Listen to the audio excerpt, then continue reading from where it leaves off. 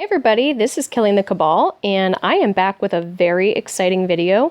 This video is going to be all about James Franco and his connections in Hollywood. And what I'm going to do in this video is just go through a couple of different pictures that I found of him with, of course, Marina Abramovic, and also a few other connections that I've made. Very interesting connections. Okay, so I'm just going to jump right in here, and make sure you watch through to the end, because as I go through this progression of going through the pictures and then the articles at the end is it's going to just tie the whole thing together, and it's going to be some very interesting information. So please stick around to the end. Okay, so first, before I get started here, if you like my content, I would love for you to share it with people that you know, whether it's through social media or just, messaging someone in one of my YouTube videos that you find interesting. I would also love it if you could leave comments down below. And if you like the content, please subscribe. And if you like it, hit the like button as well. I'm also on Twitter, and you can find me under Killing the Cabal, and it is at TruthTeller1313. And the whole 1313 thing is, it's not a big deal. It's just my birthday. So I know I talk a lot about symbolism, so I just wanted to put that out there. All right, so let's get started here. We have a picture right off the bat here. The thing that stands out to me in this picture between James Franco and Marina Abramovic are the owls. And we hopefully, I won't have to get into too much detail about the symbolism that you might see in some of these photos, but, owls are going to represent Moloch, that deity Moloch. So we know what Marina is into. If you know about the WikiLeaks emails and the John Podesta emails, you know that she's into spirit cooking. If you don't know what that is, look it up, but just a warning, it's not very pleasant stuff. It's it's extremely disturbing. So we know that she's into spirit cooking. If you've seen photos of her, you know that she's into very nefarious activities, and her interest in the occult and Satanism is very apparent. So let's move on here. She has a very interesting relationship with James Franco. They've often done art installations together. A lot of photographs have been taken of them at events and going to different events together. So in this picture here, we have Marina, Lady Gaga, we have James Franco, and Courtney Love. And in the back here, I believe this gentleman's name is Klaus. I don't know how to pronounce his name, but I'm sure we'll get to him in a bit here. So keep moving on here. Marina and James Franco again. They're often pictured at these different events together. At the top here, they're depicted as Adam and Eve. Very disturbing. And you'll notice that they're very comfortable together. They seem to be very close and very comfortable. So when I started researching him based on seeing him with Marina, and I noticed their relationship, their chemistry, that really made me want to start researching him and kind of digging into his connections with other people. And so here we see that he's painted. She painted him in gold leaf, right? And if you've ever read QAnon's posts, QAnon has tried to draw attention to why is it that celebrities or elites like to paint themselves in gold? And, the whole thing about gold, I can't really tell you for sure the exact reason. It might be different for each person that does this. But, I think the overall feeling that I get just from what other people have said is they see themselves as being godlike. And so when you look up what gold symbolizes in the occult, it's going to symbolize many different things. So, it could mean different things for different people, but I think the gist of it is that they find themselves to be, superior to us. They often have, this is a metal that is the goal of alchemy. Okay, so just one little piece of information here from an article. It says that, gold has ruled the fates of empires and nations. It is so valued and so rare. And so it just basically talks about, alchemy and the sun. There's a link between gold and the sun. So there's a lot of sun worship in occult religions. It's pure. So, there's a lot of spiritual connections between gold and these occult religions. And so it symbolizes all that is superior. Okay, so they feel that they're more superior to us. And it could have something to do with that, like, Illuminati bloodline. But moving on from that, it's just basically, if they feel like they're superior, it just basically kind of, it gives them a sense of their, superiority over us. And a lot of the celebrities that I've researched, they have these statues of the god Hermes. Hermes was the kind of like the messenger to the gods. So they would deliver messages to the gods from the people, and then vice versa. And so Hermes, that statue that I've pointed out in other videos, or other, Twitter threads that I've done, a lot of different celebrities have the statue of Hermes in their home. And I really think that there's a connection where, they think of themselves, these artists, these singers, actors, they think of themselves as kind of like the messenger between the elites and the message that the elites want to get across to us. So whatever their agenda is, these actors and artists are carrying out their agenda. But they want to be, eventually, I think they believe that if they do enough of these deeds, they'll eventually get to be just like the elites. They want to be like the gods, right? So that's what they do. They paint themselves in this gold paint. Now, this picture, it doesn't have, him pictured with Marina, but I'm gonna go ahead and move on to some articles that I found about James Franco and allegations of sexual misconduct. And you can see here, I understand he's a comedian, he's just trying to be funny, but it's very telling to me. So James Franco was accused by one of his co-stars, Busy Phillips, of sexual assault or assault. It just actually said assault. But it made it sound like he sexually assaulted her. And he's also been accused by some, I think it was like five different women. Back in October of 2019, just this past October, there are allegations, and now he is being sued by 5 different women for sexual misconduct. And I do want to just backtrack really quick. So Busy Phillips said that he not sexually assaulted her, but just assaulted her.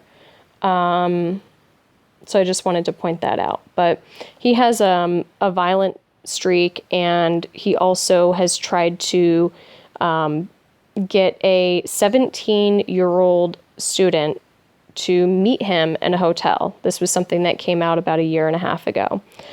So, he has this past of abusing women and just being really creepy. And so when you look at the people that he surrounds himself with, it just doesn't shock me or surprise me at all, these allegations. And so as I go through some of these articles, you're going to start to understand why that would make sense to me and why I'm not surprised. Okay, so first things first, he is connected to Rachel Chandler. So let's just take a quick look at these pictures at this party he was at. This was an event, and I believe the name of the party was called, I think it was called MoMA or something like that. Yeah, it was the Volkswagen MoMA party.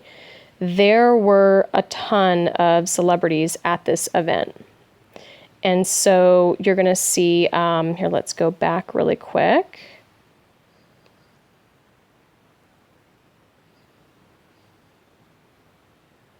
Okay, so James Franco. I just wanted to make sure I didn't miss anybody here. And some of these folks we're not going to recognize, but a lot of them we will. Okay, I'm trying to find... Okay, here we go. Here's Daphne Guinness, Marina Abramovic. So here we are connecting Marina with Daphne Guinness. Daphne Guinness is the sister-in-law of Rachel Chandler.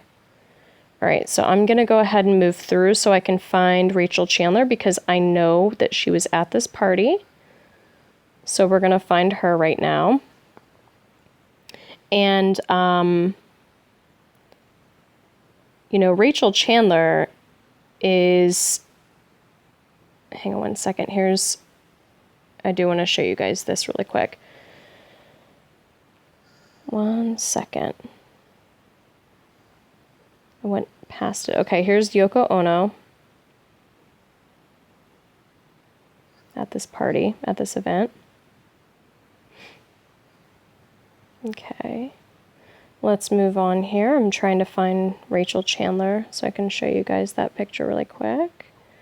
There were just so many people at this event. So many celebrities. And if you guys should check out the list of celebrities that were at this event because there were just so many. And it makes me really wonder, you know, I know that Marina has, you know, that kind of celebrity status because she's a performance artist. So she's become very popular, but it really makes you think about and wonder why someone like her would be elevated to this status. As well as Rachel Chandler for that matter. You know, she's a photographer and a DJ. You know, she doesn't come from a family that's famous. If you watched my previous video, you know who her family is now because I went over that information. I found the family of Rachel Chandler. It's a doctor and a vice president of HR. That's who her mother and father are. So, you know, they're not a famous family. They're not celebrities. You know, they don't come from this world necessarily. So for her to be able to make her way into this, this life that she's built, it really makes you wonder how she did it. And, you know, I think Q has laid it out already and given us that answer.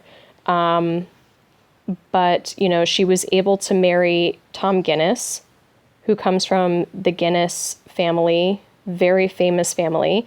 Then her sister Natalie married a guy named Elliot Sarin, who comes from a very famous architectural family. His grandfather designed the famous bridge in the Golden Arch Bridge, so in St. Louis. So these are very famous, wealthy, powerful people that Chandler and Abramovic have access to and that are comfortable and friendly. I mean, you see the pictures of them with all of these celebrities, and you can tell how comfortable and at ease these people are with them. And so they obviously know them either intimately or they know enough about them to be friendly with them. And, you know, there is no way that people don't know what Marina is all about, because she makes it very apparent in her art. If they know her well enough to spend time with her, then they know about her art and they know what she puts in her art. Okay, so, all right, here's another article that I found. Franco throws a, you know, blank themed bash for upcoming documentary. Okay, so he has this party, and some of the people that were in attendance at this party were, well, just one person that I'm going to mention here is David LaChapelle. Now, you guys are going to start hearing more about David LaChapelle in my upcoming video. And this video is going to be, it's going to be jam-packed with information. You do not want to miss it. When it comes out, please watch it right away, because it is going to be so interesting. David LaChapelle is very good friends with Daphne Guinness and also Pamela Anderson. He's a photographer, and there are so many connections to be made with David LaChapelle. So that is a name to remember, okay? But James Franco was also at another party with David LaChapelle. He was at an event, and I don't recall the name of it, but it was a party with David LaChapelle and actually, let me see if I can find it. I'm going to try to find it for you guys. Give me 1 second. Before I go to that, though, let's just take a quick look at this here. This is the set of a movie called Palo Alto, and it stars James Franco and Emma Roberts. I don't know why it says James France. Maybe there's a James France as well, I don't know. But James Franco, Emma Roberts, and it says right here, photo, Rachel Chandler. How did she get an opportunity back in 2014 to photograph this movie? It's just incredible to me. So there she is on the set of this movie with James Franco. How interesting is that? Okay. I know, here, let me just see if I can find, hang on 1 second, guys. I'm going to go into my bookmarks and find that really quick. Actually, let's see. Give me 1 second. Okay, James Franco, and this was a party. Here it is, right here. Okay, this party was, it says, Maybach presents David LaChapelle's Bliss Amongst Chaos Party. And this was one of those Art Basel things, I believe, if I remember correctly, reading about this. Let's just take a few minutes or a few seconds here just to look at the guests that were here. Okay, so here we have David LaChapelle and Daphne Guinness, and of course James Franco. We have Nikki Hilton. That's another one of those people that have a connection to Rachel Chandler. Okay. And there's going to be some other faces that we recognize, but I'm not going to go into every single person, every single celebrity that we recognize. I just wanted to specifically point out David LaChapelle, Daphne Guinness, and also Nikki Hilton. Those were the three people I really wanted to point out, guys. Okay, now, in closing, I'm just going to go over one last thing, and this is the most interesting piece of all this, okay? So, let's see here. Where do I start? James Franco's father created a business with a partner called SecureBox Corporation. Now, James Franco's father died a few years ago. He's no longer living.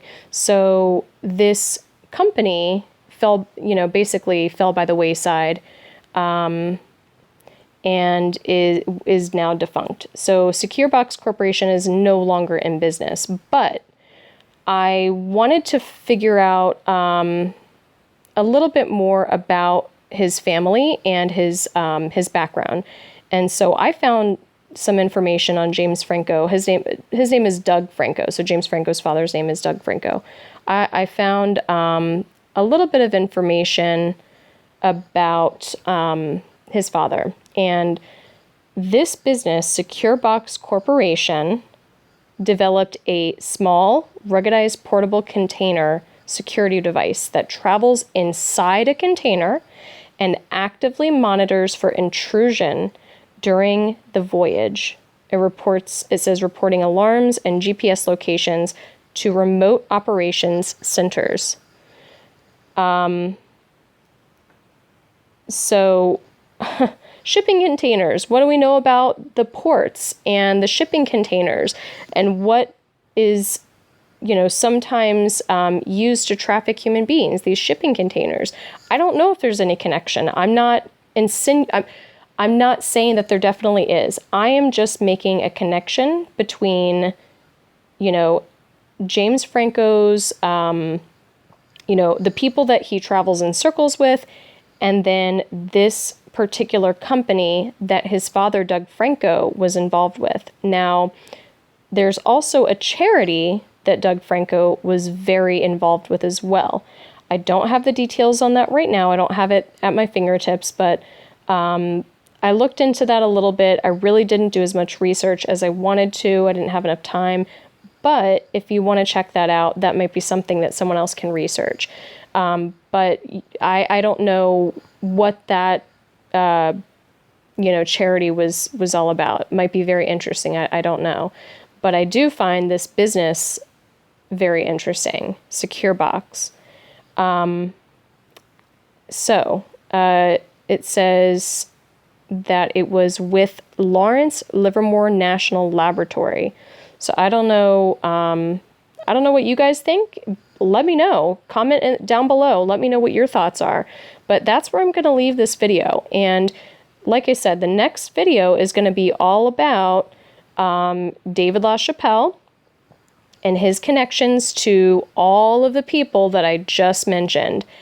It just goes so deep. Every time I research, I try to just concentrate on one thing, like James Franco, and then I find all of these connections, and it's just so fascinating. And I hope that you guys liked this video, and please share with people on social media. And if you liked it, please like, and if you're interested in hearing more about this research, please subscribe to get the next video and click that little bell so that you get notified when the next video comes up. So thank you and God bless.